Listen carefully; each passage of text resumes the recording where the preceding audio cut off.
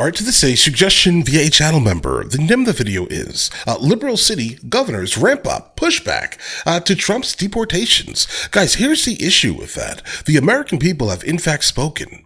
We spoke. Right?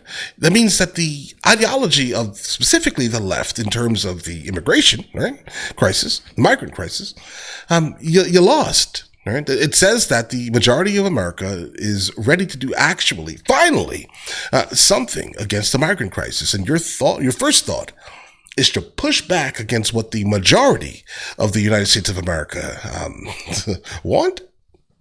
Well, that's starting to basically confirm why you had less votes, doesn't it? But all right, let's get it. Let's go check it out. Let's go and jump into it, guys. As we come in with his Fox News alert, President-elect Trump now has a growing number of blue state leaders, Democrats, who say they oppose any of his plans for mass deportations. Now, remember, any of his plans. Millions, tens of millions of people, Democrats, independents, Republicans, voted for this current president-elect, and this was one of the top two issues, the economy the other. Other Democrat-led cities are looking to cement their, well, we used to call them sanctuary cities. Now they want to make it official on the books. Okay. It's an effort to block the incoming Trump administration's border crisis efforts. They want to fix the problem under Trump, and I guess these Democrats want to stop the fix. Wow. Okay. I'm Harris Faulkner. You are in the Faulkner Focus. All right, so we're basically going to disregard the fact that the migrant crisis has basically brought, for the most part, bankruptcy onto about 27 of our major cities, guys. Right? So we'll disregard that, but let's just, put it into the law books that we are officially a sanctuary city. Guys, come on, guys. Arizona Governor Katie Hobbs has joined the list, speaking out against Trump's plans. And she's just the latest in that list of Democratic governors that gets longer by the hour. What I won't do is tolerate attacks on Arizona families. I will not allow everyday Arizonans to suffer from misguided policies that will only divert resources from the important work happening here and across our border. If the Trump administration requests it, would the Massachusetts State Police assist in mass deportations? No, absolutely not. There's been some talk about using other states' National Guard, red state National Guards to somehow come into a blue state and try and enforce these new Stephen Miller-inspired rules. And that's just not something we're going to accept. Are you noticing a trend? I see it. You don't hear those leaders talking about the almost incalculable amount of fentanyl that continues to come across the border, much of it into Arizona, crossing over Nogales, and into the rest of the country. Yeah, they don't talk about that. You know what the attack is? It's on every state, because every state is a border state now, particularly because of that illicit, dangerous drug that the cartels have pushed. Republican Governor Greg Abbott of Texas has seen the worst of the Biden administration's border crisis in his state. And of course, when Biden put Kamala Harris in charge, it became an even more epic disaster. Now, the governor is hitting back against those Democratic counterparts.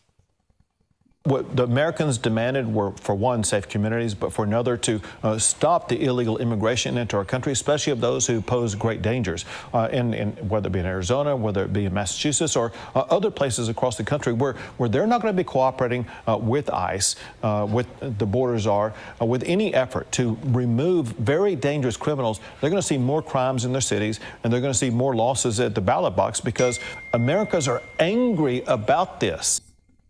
Oh, yeah. In Los Angeles, the city council voted unanimously to adopt a sanctuary city ordinance that would block any cooperation with Trump's deportation plan. One California mayor is fighting for the opposite. Mayor Will O'Neill of Newport Beach, California? Does that surprise you? California is really angry at California Governor Gavin Newsom. He joined me here on The Focus yesterday. He's hot over those sanctuary cities and states. Let's watch. No way to vet them. And people have forgotten, even Nancy Pelosi's husband, Paul Pelosi, was attacked by someone who was in the country illegally. One of the problems we have here in California is when they use the word sanctuary state, it's a cute phrase that they're trying to evoke peace. But the truth is, illegal immigration means we don't know who's coming in. We don't know when. We don't know what they're doing.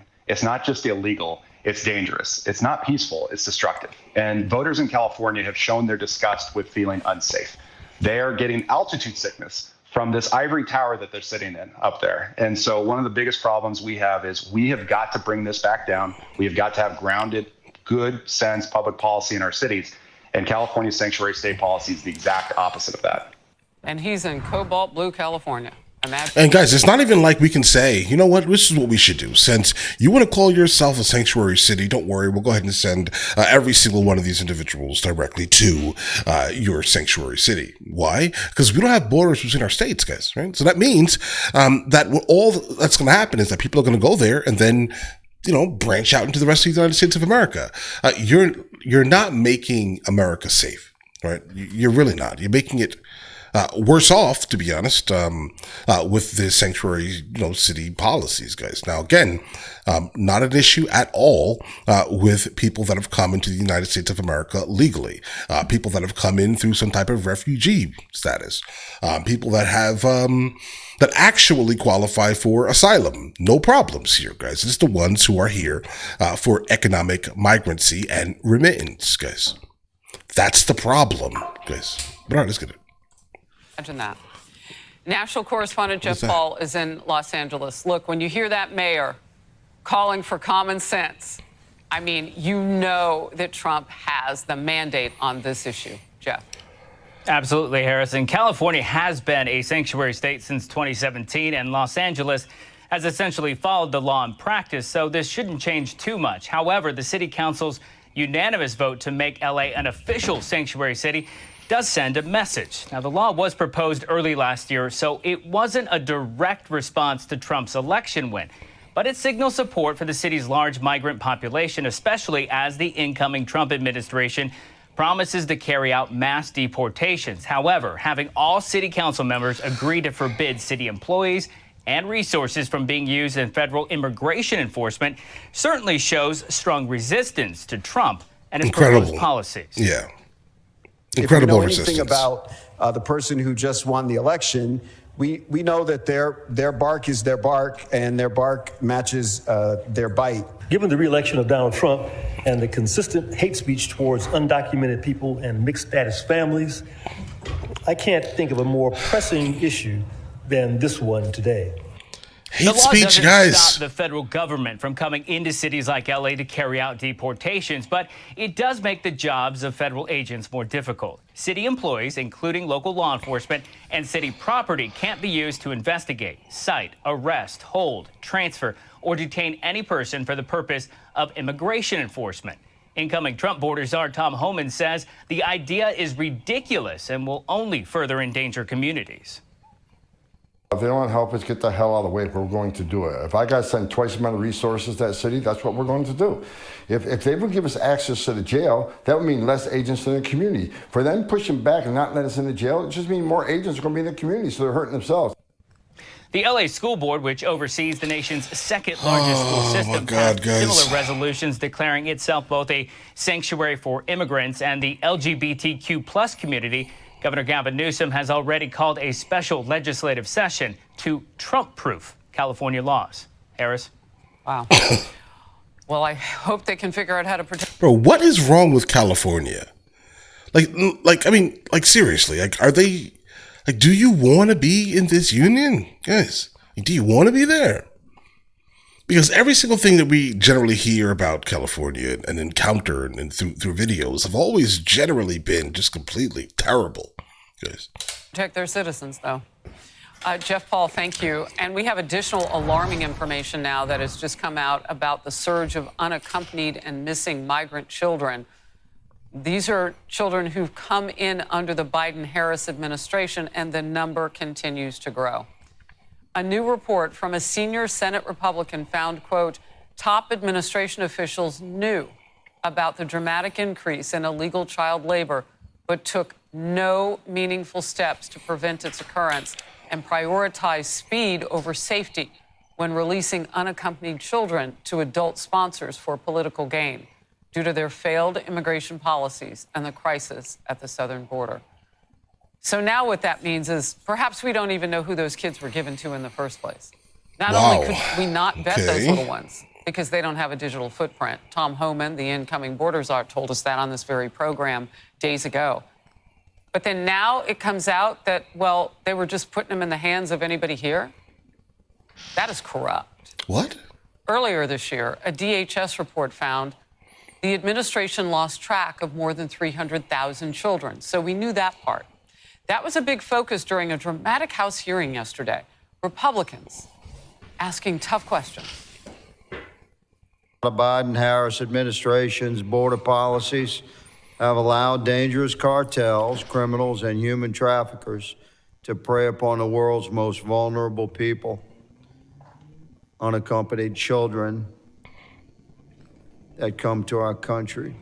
The Biden-Harris administration placed political aims above the welfare of unaccompanied migrant children who crossed or were trafficked across the southern border. Republican Congressman James Comer of Kentucky, Oversight Committee Chair. Great to have you in focus. This subject is so tough. And look, what I just said, if all of what's coming into focus right now is true, it would be corrupt what these administration officials were doing, not fully vetting who they were putting the children in the hands of, even if it ever got that far. Some of these kids could have just been floating and picked up.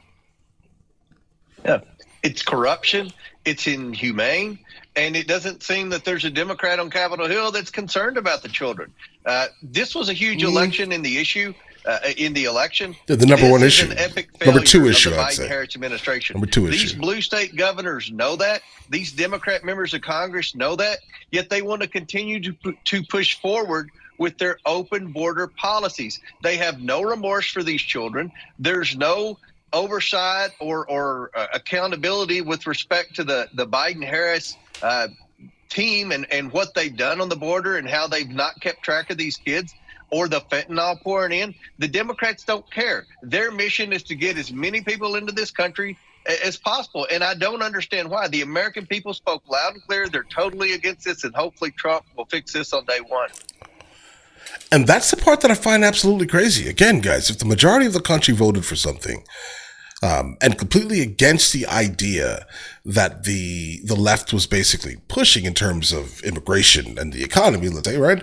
Why would you not then instantly pivot, specifically if you know in 4 years you're going to be looking to run someone again, let's say, right? Like, you do understand that if you don't keep up with what the country actually wants, you're going to get left behind, right? Like, do you know when the last time a president from the right won popular vote, guys? Do you know?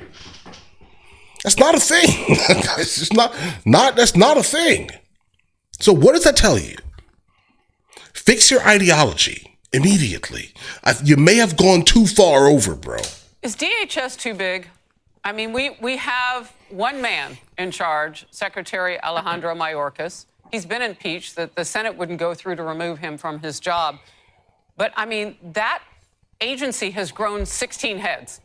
Mm-hmm. I mean, it's doing, is it just too big? Do you need to break it up? Yes, that is common sense. The Department of Homeland Security is essentially 19 agencies that include the Secret Service all the way down to FEMA, Border Patrol, and all of that. Yeah. When you look at the biggest failures in the Biden administration, they all fall under Mayorkas. Mayorkas has been a failure. But maybe the bright side of this is Congress sees that the whole Department of Homeland Security business model is a failure, and you're going to have to go in and reform it. And I think some of these agencies can be consolidated. I think that with what Elon Musk and Ramaswamy are wanting to do, that the Department of Homeland Security is the perfect place to start. Every agency is failing in its mission to the taxpayers. It's not just because of Mayorkas, he's a big reason, but the agency is just too big and it needs to be broken up. I mean, the minute you started talking about just how woefully inept it's been in terms of keeping track of those children, it's apparent. If that was not the top priority, then yeah, it's too big. It can't function. And then you mentioned FEMA. Right on time, so let's get into that. Also under the umbrella of Mayorkas. Did he ever end up dealing with the post-hurricane stuff? I don't know. FEMA's director, Deanne Criswell, faced some pretty tenacious Republicans at a hearing yesterday. Okay, let's go. They wanted to know about potential politicization of that agency. And it comes after allegations that FEMA urged employees to discriminate against Trump voters. I mean, and now the fact that you have the person who was basically fired now leaking all the state secrets, guys, right? Do you think she had anything to do with it? Yeah. Oh, yeah, I think so. I think that it was a company-wide thing now that I'm hearing it, guys. And until we hear differently, I'm just going to go ahead and accept that basically as, let's say, my truth in this instance. Reporters, when they were giving disaster relief out following the deadly hurricanes Helene and Milton. FEMA's director testified yesterday about an alleged text message to aid workers telling them to ignore homes that displayed Trump signs or flags. Here's a bit.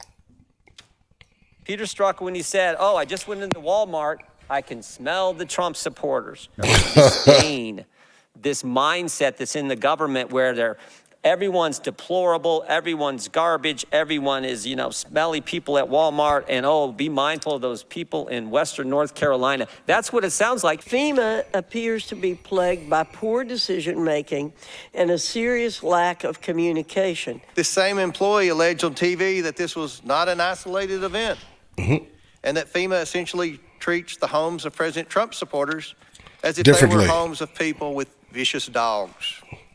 This is unacceptable. Yeah, and I'm going to be honest, the person that is currently being scapegoated should definitely bring down the organization with her, if that's the case here. If the entire country is paying into something and then you're being funded through the government, why under any circumstance do you think that it's okay to completely disregard an entire group of people because of who they're voting for if everyone is basically paying into it? That's crazy. A little bit more to this. FEMA's director has it almost feels like the movie Mean Girls, guys, right? Down that there is no evidence of widespread discrimination at FEMA, but said she would request an investigation into the allegations. Yeah, I don't believe you. Chairman Comer, what needs to happen here? Well, this investigation needs to be taken seriously. I think at the beginning of the hearing, the FEMA director wasn't serious about it. She admitted to Jim Jordan that she hasn't even spoken to anyone involved in that whole text stream with respect to the employees involved and the superiors, that she's just turned it over to the inspector general. Look, this is a serious accusation. We believe there's a pattern here. And since the hearing, we've had numerous people come forward and reach out to the Oversight Committee as well as various members of Congress and say similar stories in similar states where FEMA employees told them, if you want help from our agency, you better get rid of that Trump flag on your house. Or you better get rid of the Trump sign in your yard. This is a pattern. And we shouldn't be surprised, Harris, because we've seen this in the Department of Justice. We've seen this in the IRS where the weaponized government of the Biden-Harris administration discriminates against conservatives. All right, real quick, because I do have to let you go. I'm imagining that somebody has to have a little cell phone video. I don't know. But as that one woman first spoke up, and now you have others, whistleblower protection, that's what I want to ask about quickly. When and how does that kick into gear? Yeah, well, we're taking whistleblowers very seriously. We're trying to protect them. It's unfortunate what happened with the IRS whistleblowers from the IRS with the Hunter Biden laptop. They were retaliated against. I hope President Trump goes in and fires everyone that's retaliated against whistleblowers. We want to create an environment where whistleblowers come forward and they will be protected. And that's my promise to any whistleblowers out there. We will protect you. Come forward, because we're trying to reform this government. That's what the American people expect, and that's what a House Republican majority will do. What? All right, guys. So, I mean, if that's the case, listen, Snowden should probably be number one then, right? But I doubt that. You get what I'm saying here, guys, right? In terms of like protecting whistleblowers, I mean, that should obviously be like the number one thing. Specifically, if you're working, really close to some really important people politically, let's say, and you're starting to realize things are getting a little weird, you should be able to say something. In fact, that's just a reality.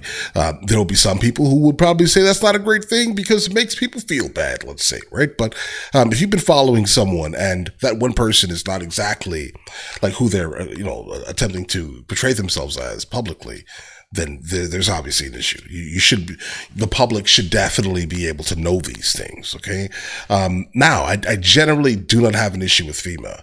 I've never had an issue with FEMA. I'm more of a ATF and BLM type of person, right? The issues are pretty much, they lie in the Bureau of Land Management and ATF. Okay, those are the issues. Let's fix that, right? But FEMA, though, if you're supposed to be going into places that have just been ravaged by some type of natural disaster, and you're specifically playing a political game with who you're deciding to help, that's a little disgusting. Okay, a little disgusting. And if that's the case, then the person who was scapegoated by FEMA probably should not even have been let go. Unless there's something else we're missing that FEMA would like to basically tell the public, I guess, right? But all right, listen, guys, let me know in the comments what you guys think. And if you guys are new here, please like and subscribe. But in the meantime, I'll catch you guys later. Guys, before we go, are you guys subscribed to the other channels? Logical Movie Reviews with Mr. L. Boyd, along with Mr. L. Boyd Music. Both are found in the description. Check it out.